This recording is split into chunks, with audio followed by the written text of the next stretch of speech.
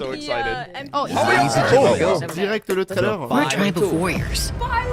In ancient times, we were responsible for patrolling and defending all of Natland.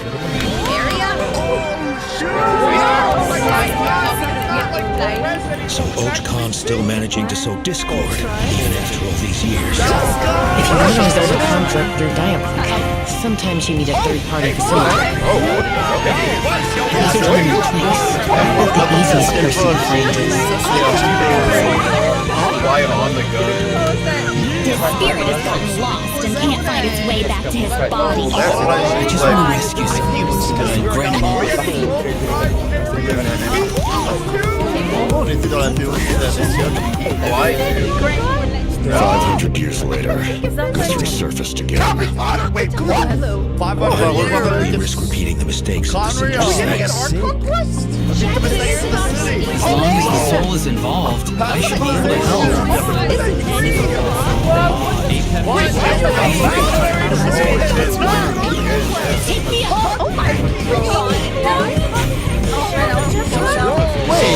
Un boss qui se transforme dans d'autres boss. Time to say hello.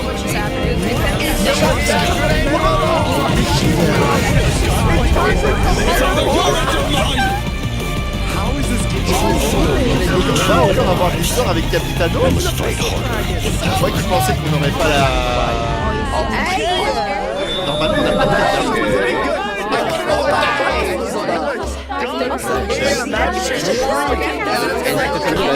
ça rabat. Allez, police.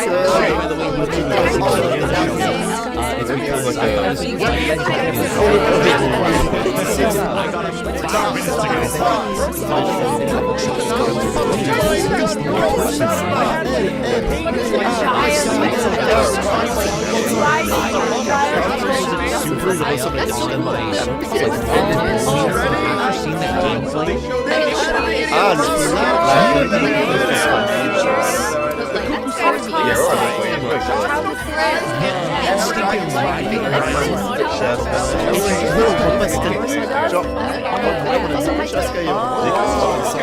parce que c'est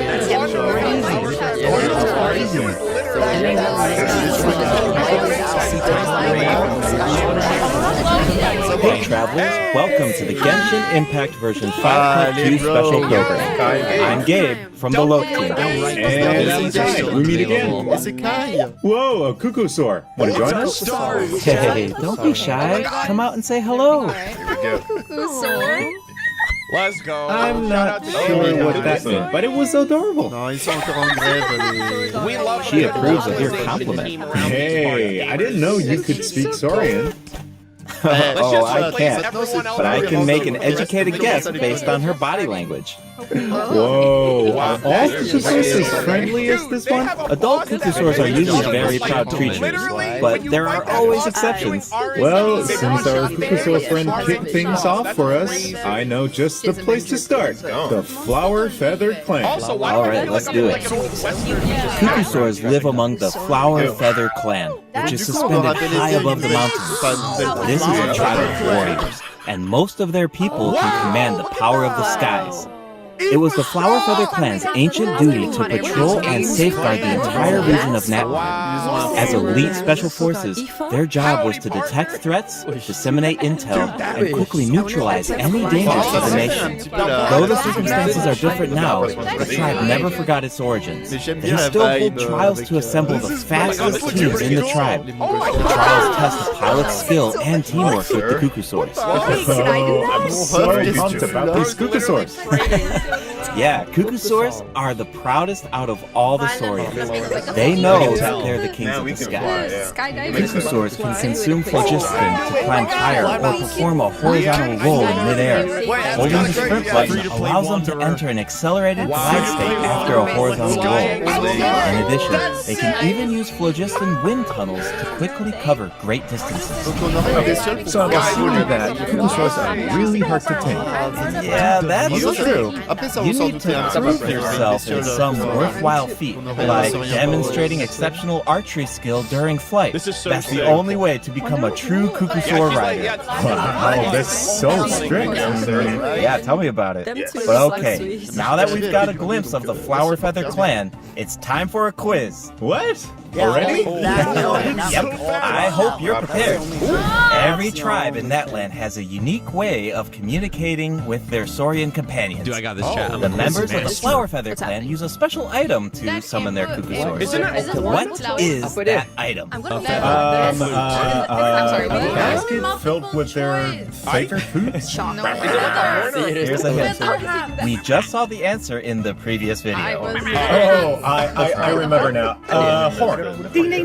Kukusors live far from the tribe and from each other, so in order to summon them, the tribe's people use whistles and horns to produce loud noises. So there's your overview of Kukusors. Maybe they sound a little unapproachable compared to other Saurians, but don't worry, travelers. If you get into a tough situation, then Chaska, the Flower Feather clan's expert peacemaker, can help mediate the conflict. Mentioned that her method of mediation is silencing both parties. Is that true? Western with her.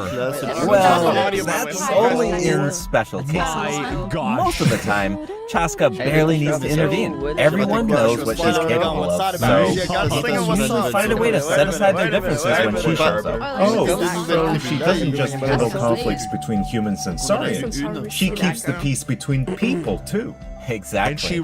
Chaska was corrupted by abyssal power as a child, so she has a strong compulsion to fight. But she knows how to rein it in.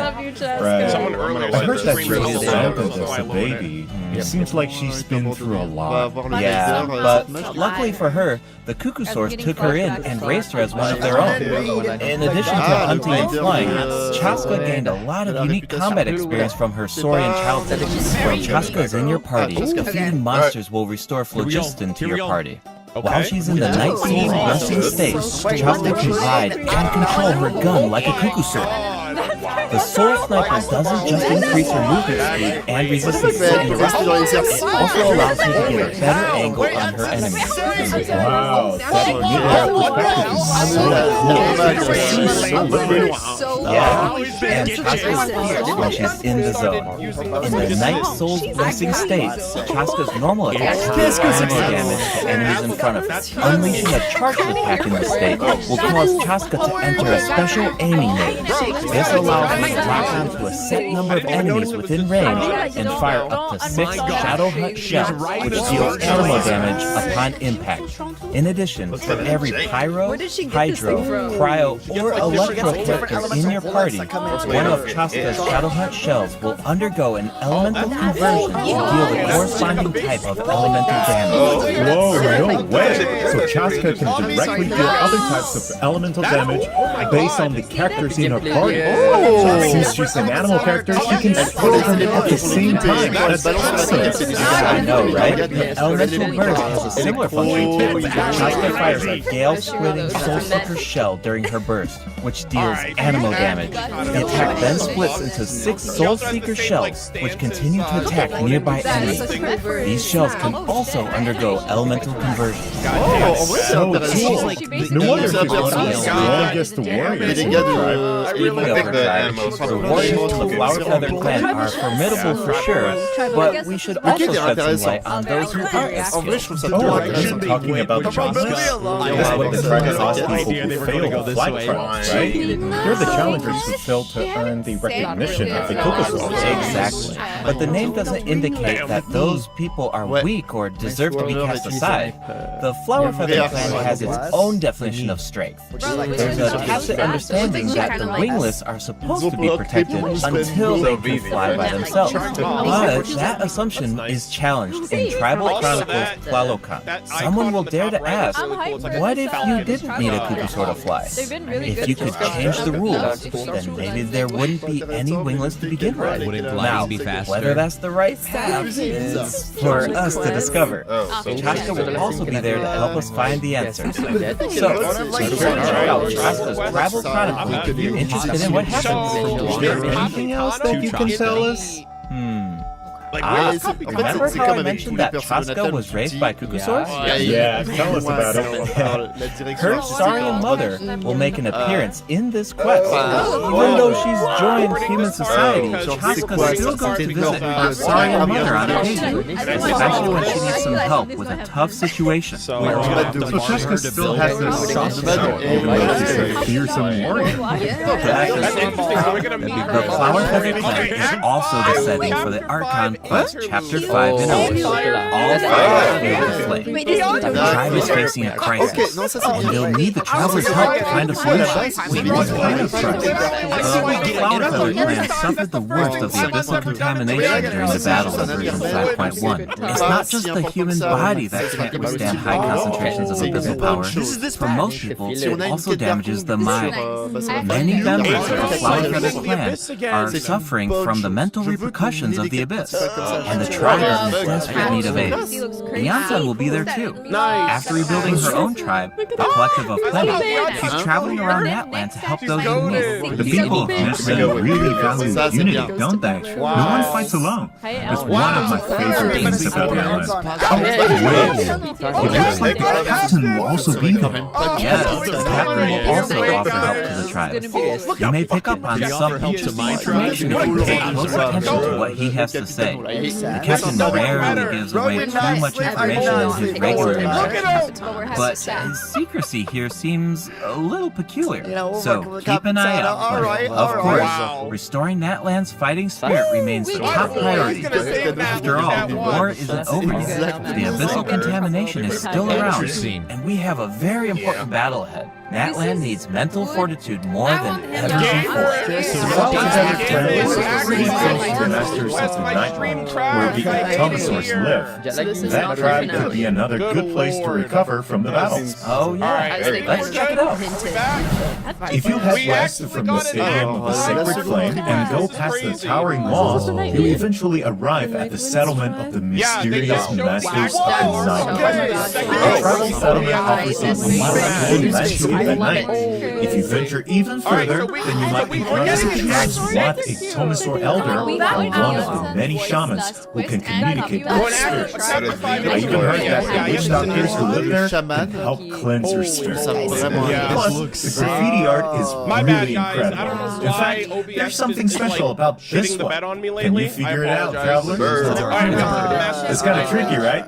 Well, don't worry. The Ectomosaurs can help us out. Ectomosaurs are known for their wisdom. They can use their unique sight to detect things that can't be seen through normal lens. Whoa. Okay. Right.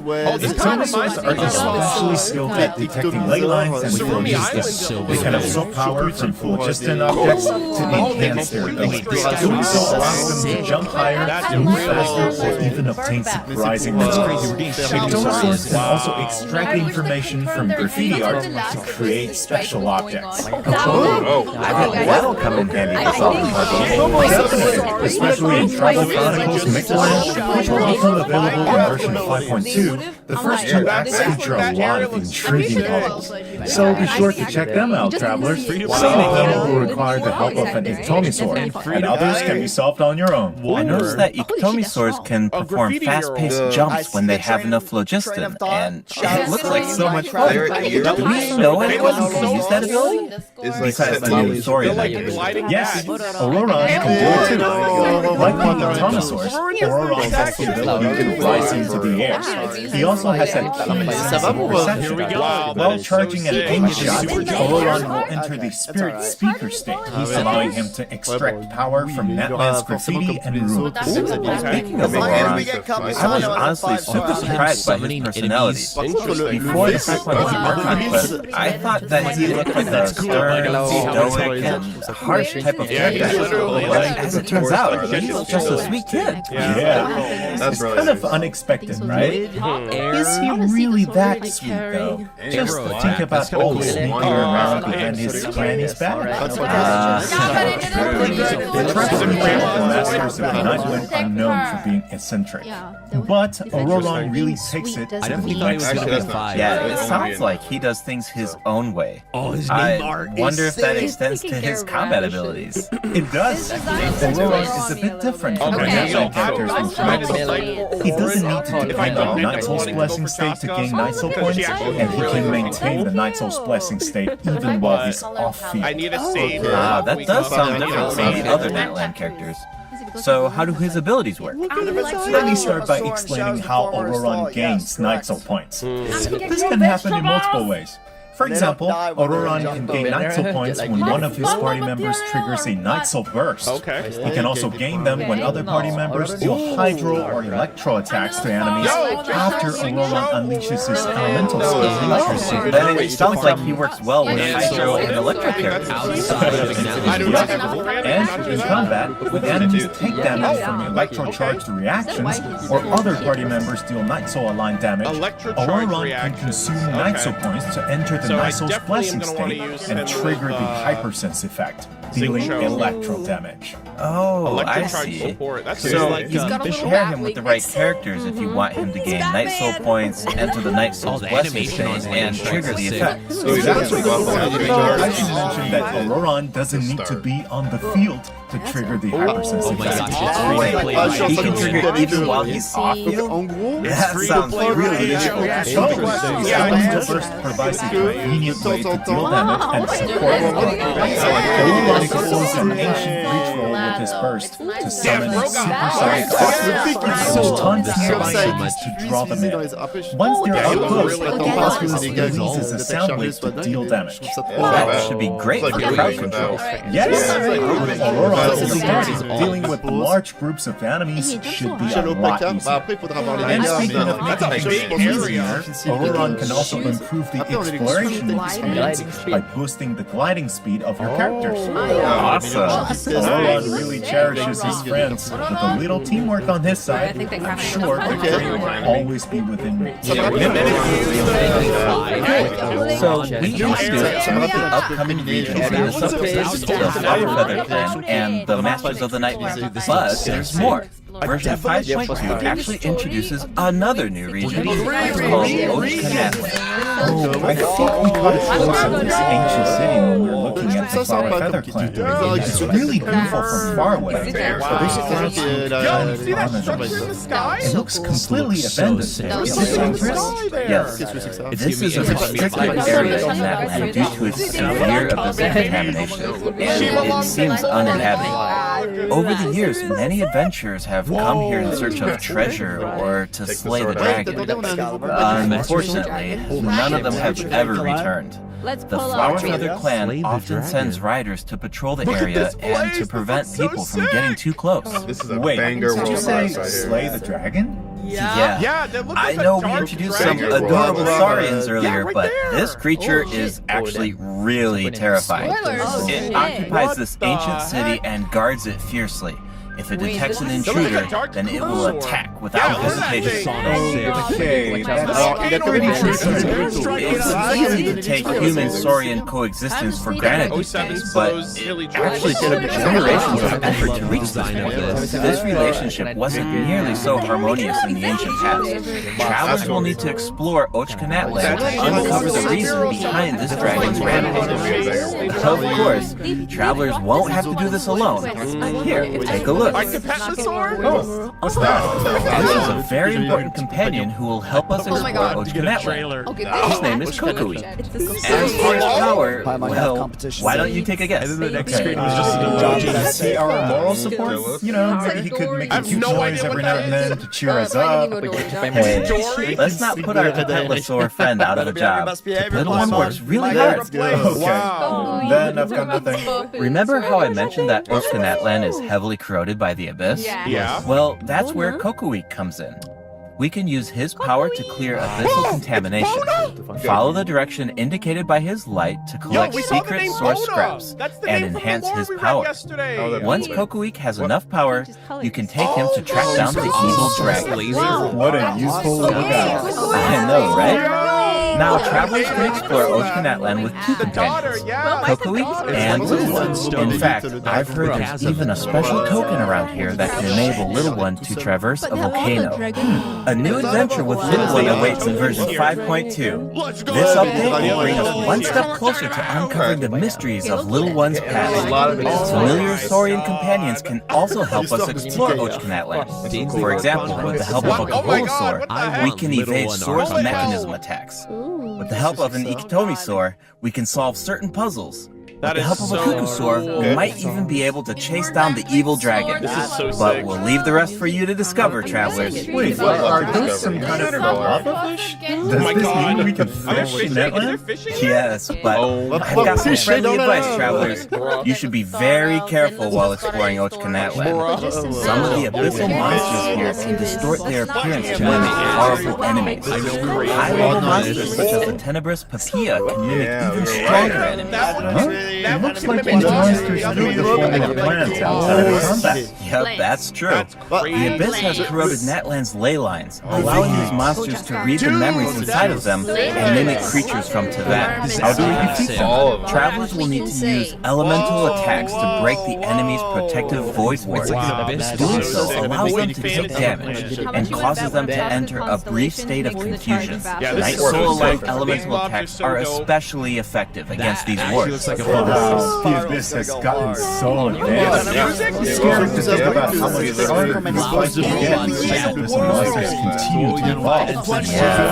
Okay, that was a lot of information to take in this one. But before we take our first break, we still have a couple of short announcements. Really short, I promise. First up, limited time expedition rewards. Just like in version 5.1, travelers can earn up to 400 extra premium gems, and the rewards will be available all the way through version 5.3. It's now time to introduce the event wishes. In the first half of version 5.2, travelers can look forward to the event wishes from Chaska and Lenny. And in the second half of version 5.2, we'll have returning event wishes from the weapon banner will feature a new 5-star Astral Ultra's Crimson Fan and 2 new Netland-specific 4-star weapons. Be sure to check them out if you're interested. Alright, it's time for our first break. Once we come back, we'll dive right into the event board.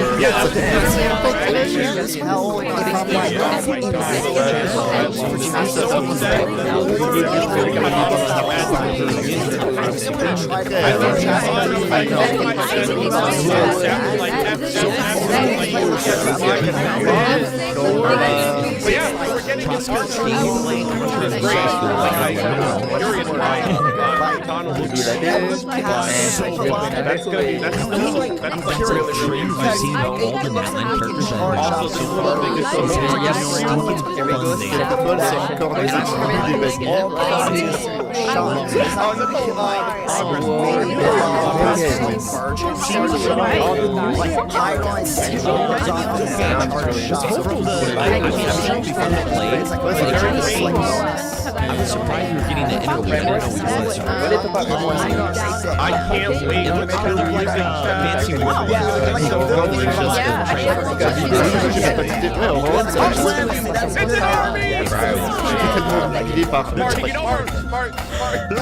Welcome back, travelers.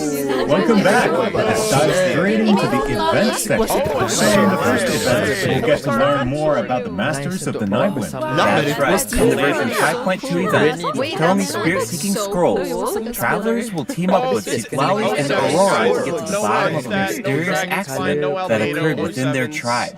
Travelers will need to complete combat challenges to defeat enemies who try to disrupt the ritual. They'll also need to reconstruct scenes from the tribe's woven scrolls and gather lost spirits scattered throughout the region. Travelers will only be able to uncover the truth if they collect all the clues. But don't worry, there are also various rewards to earn along the way, including Primo Gems. Ooh, I really like the vibe of this event. It looks like Lolly is performing some kind of ritual. Also mysterious.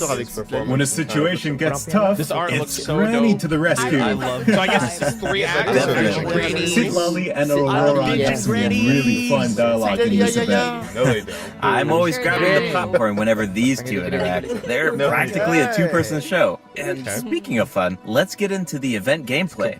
First up is the Search for Lost Spirits minigame. Travelers will have to work together to herd the scattered roaming spirits into specific zones to earn points. Pay attention to the conditions on the field if you want a higher score. For example, travelers can jump on stone slabs that appear on the field. These slabs will break open and release even more spirits. Storms will also appear during the game. You can track down spirits more effectively if you pay attention to the direction of the storms. No, I mean, In Evil Vanishers, travelers will need to select the right teams to complete the objectives. Completing all of the objectives will award you a Vanishing Power, which allows you to deal AoE damage by spraying paint at enemies. That paint really matches the Masters of the Nightwind's aesthetic. It's super cool. Yeah, and so does the Spirit Line in restoring fragmented records. Sid Lolly will use her powers to reveal special fragments. Travelers will need to piece these fragments together and assemble them on a woven scroll. Make sure that you pay attention to the order and positions of the fragments. Oh, there's something else that we should mention. Travelers can obtain a new 4-star sword by completing this event. The design definitely fits the Masters of the Nightwind. Yeah. It looks like some kind of ceremonial artifact. I totally agree. Oh, and this event will allow travelers to learn more about Natland's secrets. For example, this quest will review new clues about a mysterious and legendary place, the Mare Javari. Wow, we've been hearing about this place since Mondstadt. It'll be nice to get some new information. On a related note, the Adventurers Guild has prepared a new trial for its members. Active adventurers have been invited to take on the challenge, including the Travelers. Travelers will need to complete various challenges with designated characters and fully leverage their skills to earn rewards. I know you're up for the challenge, Travelers. Good luck. Amongst that related news, the Knights of Solonius are conducting a war game to improve security tactics in the region. And who better to test these tactics than the honorary knight? Be sure to pay close attention to the game, since the format has changed this time. Travelers will need to select combat units and stratagems to deploy against the opposing formation. Once the lineup is set, the monsters will fight automatically. Available combat units and stratagems are completely random. You know, just to build some unpredictability into the wargame. The chances of encountering elite combat units increases as the wargame progresses. Even more elite monsters will be available for travelers to use. It's a volatile environment, so do your best to win as many rounds as possible. Working medals and collect the rewards. Alright, let's keep the excitement rolling in this next event. We actually have a demo, so please take a look. Oh, looks like they're selecting tactics. Double damage? That sounds powerful. Oh, it's automated. Cool. The element reaction effects are completely different. This brand new big battle mode is called Automatic Artistry. Powerful support cards have been added for nearly every elemental reaction. Choose cards that align with your strategies to trigger powerful elemental reactions. The effects will change depending on how you play. In addition, the overall gameplay is very laid back. Characters will automatically duel each other, and skill animations are now shorter in length. Wow, it's like we got a whole new Genius Invocation TCG after coming back from Natland. Talk about whiplash. That's right. Even if you've never played Genius Invocation before, I really recommend checking out this new gameplay mode in version 5.2. The new version will also bring a few updates to regular Genius Invocation TCG. You ever feel a little cooped up while you're playing card games? Well, don't worry about that. Our next event will give travelers the opportunity to enjoy the great outdoors. In Claw Convoy, travelers will need to help Lamia track down some adopted animals. Travelers will be able to see the animal's point of view by using a special tool. Once you've managed to deduce their location, you'll be able to track them down. Once the animals are safe and sound, travelers will receive a gift from the mysterious figure who adopted them. I feel like Auroron would really shine in this event. He's definitely an animal lover. I can see that. I'm sure that he would jump at the chance to meet animals from other nations. Yeah. Finally, the ley line overflow event will return in version 5.2. If you need more or character EXP materials, then keep an eye out. Alright, let's dive into some updates and game optimization. First up is the change to the Imaginarium Theater. Previously, travelers would be returned to the theater lobby after completing a challenge and have to reopen the Fantasia tone to continue. Travelers provided feedback that this setup interrupted their experience. So, this will no longer be the case in version 5.2. Now, after finishing a battle, all you need to do is click Next Act if you want to keep fighting. Nice. Travelers can now enjoy the thrill of combat without any interruptions. And for all the generous travelers who like to configure supports for their friends, a supporting caster record has been added in the new update. You can now check which friends have borrowed your supports by looking at the supporting caster screen. It'll be nice to know that our supports are helping people out. Yup. Oh, and the party configuration mechanic has also been optimized. Besides the elemental filtering, the Imaginarium Theater will now feature recommended role icons, elemental statistics, and markers for the main types of animals. That is so helpful. I'll occasionally put together a random team if I've just started experimenting with some characters, but this information should make it a lot easier to form strategic teams. These markers will display key information on how to counter enemies, but in a much more prominent position. Hopefully, this change will make it easier for travelers to form the best teams. Yes, now we can directly see which elements work best against specific enemies. That's definitely going to save some time. For sure. And we can expect even more optimizations in the future as travelers continue to provide valuable feedback about their experience. Okay, let's introduce the other system optimizations coming in version 5.2. You can now sort 5-star artifacts in your inventory based on when you obtained them, from the most recent to the oldest. Second, the animations for crafting materials, forging weapons, building furniture, and cooking dishes are now shorter in length. That's really nice. The dev team designed a lot of intricate animations for these features, but it can feel a bit frustrating when you have to watch them over and over again. There will also be several optimizations for the Serena teapot. The seed dispensary can now hold more of every type of seed. You'll be able to purchase wood at the Rome Depot in exchange for land currency. In addition, the cooldown for the boon of the Elder Tree will be reduced to 5 seconds. This way, it'll be easier for travelers to collect wood. Awesome. I've been meaning to use some cool replicas in my Serena teapot, but I'm always short on wood. So this should be really helpful. Nice! I'm so excited for you! Oh, and optimizations have been made to artifact lock. The updated lock assistance interface will allow you to configure lock settings with a single click. Just hit Use Recommended Settings and you're set. The recommended set lock plans will even update automatically based on popular in-game configurations. Of course, if you have your own ideas in mind, then you can always disable the recommended plans to configure custom ones instead. The update also allows you to batch lock artifacts in your inventory based on the recommended general lock plan and set lock plans.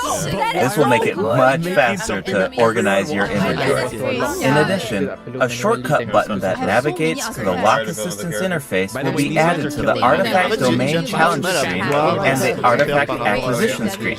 This should make it easier for travelers to configure their locking rules whenever they want. A star feature will also be added next to the lock button on each artifact. Travelers can use this feature to mark their favorite artifacts and filter by stars to quickly track them down. Finally, treasure compasses will now be able to locate even more treasure locations, including series and time trial challenges. A quick swap feature will also be added for treasure compasses and Oculus Resonance stones.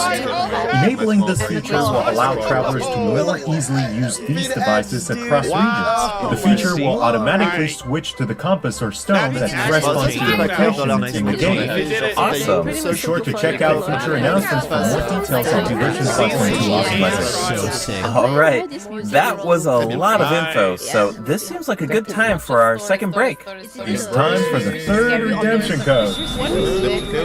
Good stuff. That's a great So far, the vibes J'ai l'impression qu'ils en parlent absolument pas. and you can hear it in the Yeah, that music. was. I did not expect them to go in that direction at all. The different regions they're releasing look sick. I honestly think even though Guys, it sounds like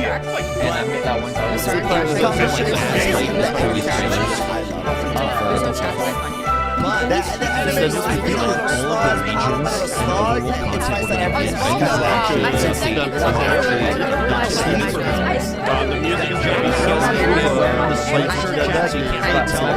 He's written underneath them.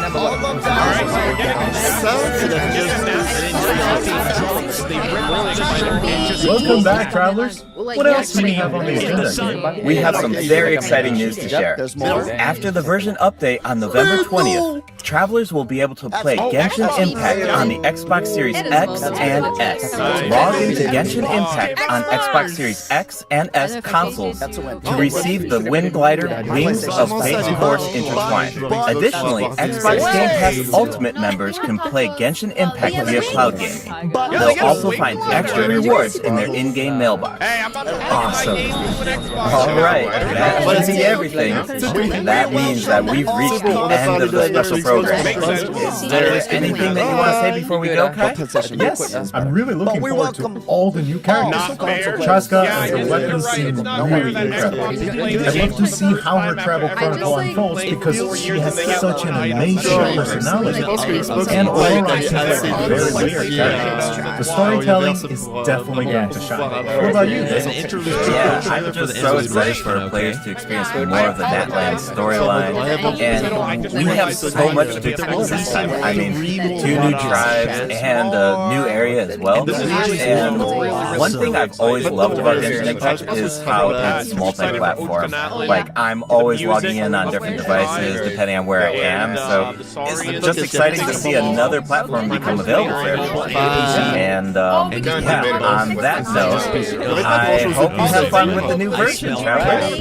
Bye. Bye.